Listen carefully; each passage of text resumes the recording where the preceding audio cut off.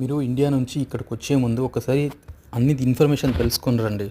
మీరు ఫాల్తుగా నేను చూసాను ర్యాండమ్గా యూట్యూబ్లో చాలామంది డ్రైవర్స్ వ్లాగర్స్ 40,000 50,000 శాలరీ ఇక్కడ అది ఇది పోస్ట్ చేస్తున్నారు.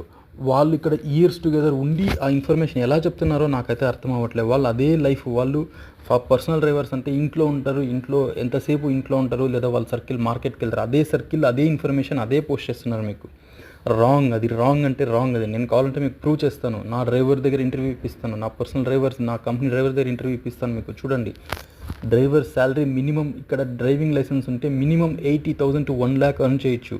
40,000 కోసం ఇండియా వదిలి రావడం చాలా తప్పు. అసలు మీరు అక్కడ డెలివరీ జాబ్ చేసుకున్నా కూడా బైక్ మీద డెలివరీ జాబ్ చేసినా 40,000 వస్తుంది ఇండియాలో.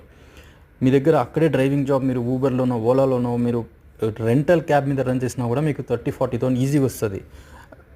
మీరు అసలు ఆ ఇన్ఫర్మేషన్ తెలుసుకుని రండి. నేను అదే బాధ, లైక్ ఎందుకు 40,000 50,000 అక్కడ నుంచి ఇక్కడ వచ్చి వర్క్ చేస్తున్నారు. రండి, దుబాయ్ రండి, మంచి సిటీ, మంచి లైఫ్ ఉంటుంది. బట్ శాలరీ డిమాండ్ చేయండి ఏజెంట్స్తో, లేదా మంచి ఏజెంట్స్ ద్వారా రండి, మంచి రెఫరెన్స్ ద్వారా రండి. ఇక్కడ 80,000 to 1 lakh పే చేస్తారు. ఈ చిన్న చిన్న యూట్యూబర్స్ చాలామంది చూస్తాను 40,000 50,000 అంతే శాలరీ ఇక్కడ అని.